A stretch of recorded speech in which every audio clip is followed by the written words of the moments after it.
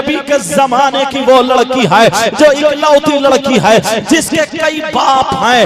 باپ نے اپنی بیٹی کو بڑے پیار سے پالا ہے, بڑی محبت سے پالا ہے. پالنے کے بعد جوان ہو جاتی ہے, اس نے ایک رشتہ ڈھونڈ لیا ہے. لڑکا بھی نمازی ہے, لڑکی بھی نمازی ہے, لڑکا بھی وفادار دیندار, لڑکی بھی وفادار دیندار ہے. اللہ اللہ. اب اس لڑکی کی جب شادی ہو جاتی ہے, باپ بڑی محنتیں کرتا ہے. روزانہ بیٹی کو بٹھا کے کہتا بیٹی سون, میں تو اس کی امانت تھی, میں تو تجھے پال رہا تھا, تو اس کی امانت تھی, میں تیری حفاظت کر رہا تھا. بیٹی سن, نبی نے فرمایا ہے عورتوں پر سب سے زیادہ حق اس کے شوہر کا ہے, مردوں پر سب سے زیادہ حق اس کی ماں اور باپ کا ہے. کہا باپ ٹھیک ہے. کہا بیٹی سن, اگر تیرا شوہر ایک طرف کھڑا ہو, تیرا باپ ایک طرف کھڑا ہو, شوہر کہے میری سن اور میں کہوں تو میری سن, بیٹی اپنے باپ کی مت سننا, اپنے شوہر کی سننا. اس لیے شوہر کا حق زیادہ ہے باپ سے بھی. اللہ اللہ. بیٹی کی رخصتی ہو گئی ہے, بیٹی کا نکاح ہو گیا ہے, بیٹی کی شادی ہو گئی ہے. جب باپ نے اپنی بیٹی کا ہاتھ پکڑا اور پکڑنے کے بعد شوہر کے ہاتھ میں ہاتھ دے دیا, آنکھوں میں آنسو ہے, اور داماد سے کہتا سن بیٹا, میں نے اپنی بیٹی اکلوتی بیٹی کو بڑے پیار سے پالا ہے, بڑی محبتوں سے پالا ہے. میرے لال, ہو سکتا ہے اس سے کہیں غلطی ہو جائے, ہو سکتا ہے بھول چک ہو جائے, تو اسے خدا کے واسطے معاف کر دینا, مگر میری بیٹی کو رلانا مت, میری بیٹی کو تکلیف مت دینا. ارے یہ باپ ہے, باپ اپنے داماد کے سامنے ہاتھ جوڑ کے کہہ رہا ہے اللہ اللہ. بیٹی چلی جاتی ہے اور بیٹی سے باپ نے کہا بیٹی سنو, مجھ سے زیادہ حق تیرے شوہر کا ہے, شوہر کی اجازت کے بغیر گھر سے قدم مت نکالنا. بیٹی بولی ابا جان ٹھیک ہے. بیٹی چلی جاتی ہے, اپنی سسرال میں رہتی ہے, تیسرا کوئی نہیں ہے, لڑکا لڑکی ہے, بڑے پیار سے رہ رہے ہیں. کچھ دن گزر جاتے ہیں, لڑکی روزانہ قرآن کی تلاوت کر کر کے دعائیں کرتی ہے, مولا میرے شوہر کی عمر اور عزت میں برکتیں عطا فرما دے. لڑکی بھی دعائیں کر رہی ہے, لیکن کچھ دنوں کے بعد شوہر کا کام بند ہو جاتا ہے. شوہر پریشان ہونے لگتا ہے, اپنی بیوی سے کہتا ہے میرا کام نہیں چل رہا ہے, میں پریشان ہوں, کیا کروں, فلاں جگہ یہ کام زیادہ ہے, اگر اجازت ہو تو وہاں چلا جاؤں. بیوی کہنے لگی میرے سرتاج جیسے تمہاری مرضی, جس میں تم خوش ہو اسی میں میں خوش ہوں, اگر تمہاری یہی مرضی ہے تو تم چلے جاؤ, میں تمہیں اجازت دیتی ہوں. اللہ اللہ. لیکن شوہر کہنے لگا بیوی سنو, تمہارا میکہ بستی کا ہے, تم تو اپنے میکے کو چلی جاؤ گی, میرے گھر میں چراغ کون جلائے گا, میرے گھر میں روشنی کون کرے گا. اس وقت یہ لائٹ کا زمانہ نہیں تھا, چراغ کا زمانہ تھا.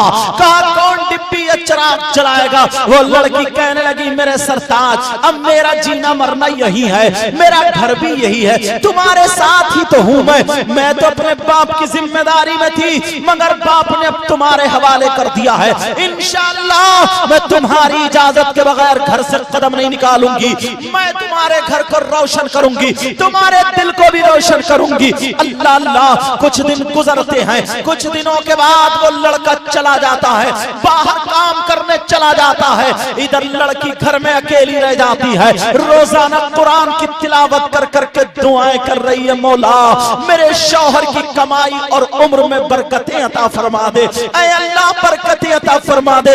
پیارو وہ زمانہ موبائل اور فون کا نہیں تھا, وہ زمانہ ٹیلی فون کا نہیں تھا, لیکن دعائیں کر رہی ہے مولا میرے شوہر کی عمر میں اور کمائی میں برکتیں عطا فرما دے. آج کہاں ہے میری بہنیں ایسی جو اپنے شوہروں کے لیے دعائیں کرتی ہوئی دکھائی دے, نماز نہیں پڑھتی تو دعائیں کیا کرے گی.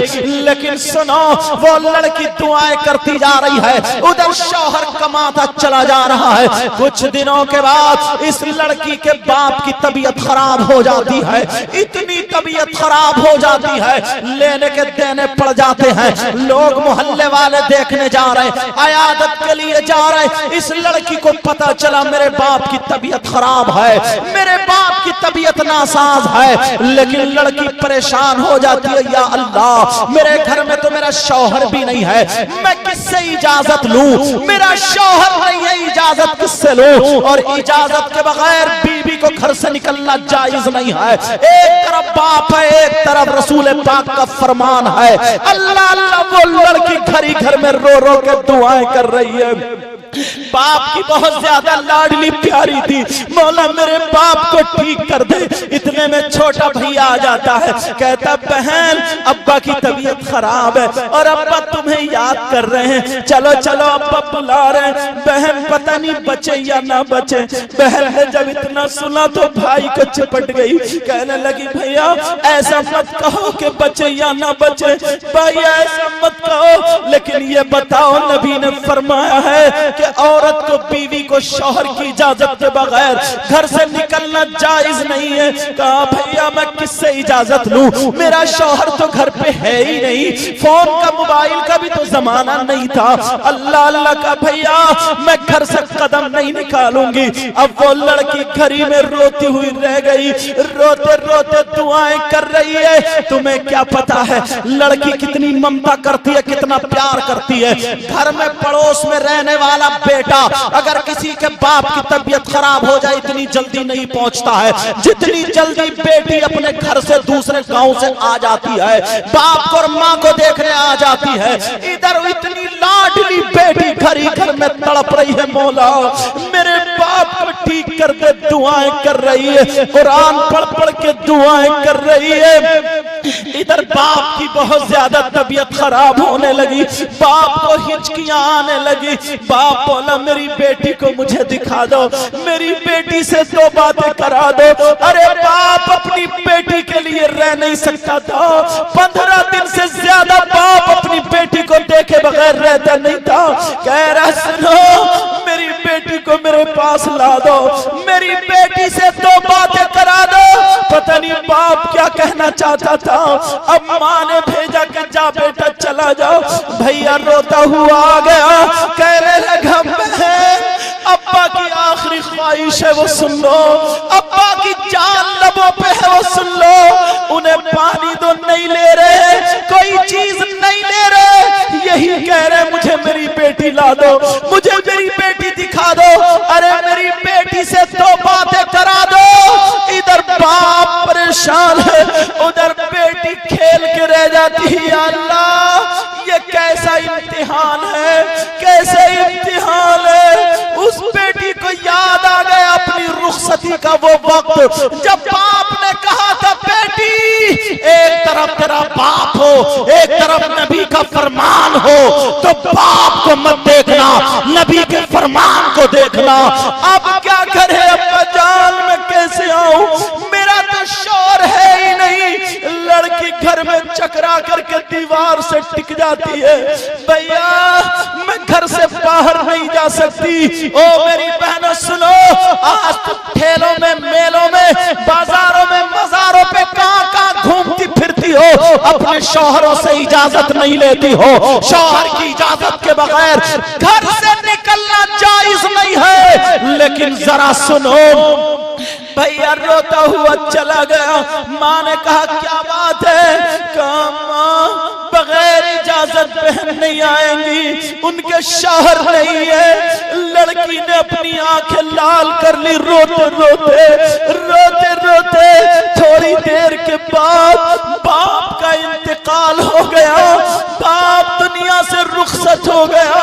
लड़की को जब पता चला, लड़की चटाई पे बैठी की बैठी रह गई। मौला जिस बाप ने मुझे इतने दिनों पाला और आज आखिरी वक्त में याद किया, मौला मेरे सामने कैसा इम्तिहान। मैं बेटी होकर के बाप से बात नहीं कर पाई। बाप हमेशा के लिए आंखें बंद कर गया, बेटी सकते में रो रही है। इधर बाप के जनाजे की तैयारी। माँ ने कहा सुनो सुनो, बाद में गुस्ल देना, میری بیٹی کا انتظار کرو، ہو سکتا آتی ہو، لیکن جب دیکھا تو خالی بھائی آ گیا، بہن نہیں آئی۔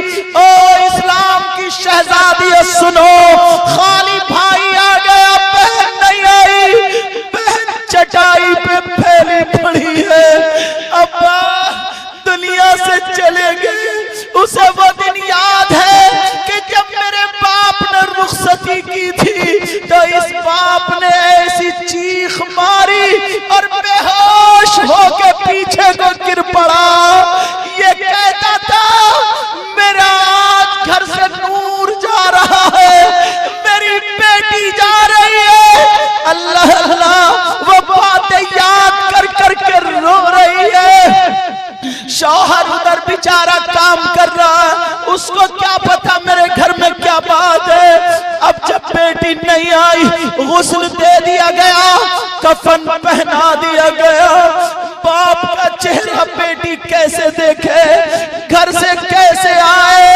آج کی اگر بہن ہوتی تو کیا رکتی، لیکن ذرا سوچو وہ اسلام کی شہزادی جیسے ہی غسل دیا، کفن پہنایا، جنازہ لے کر کے نماز جنازہ کے بعد لے کر کے چلو قبرستان۔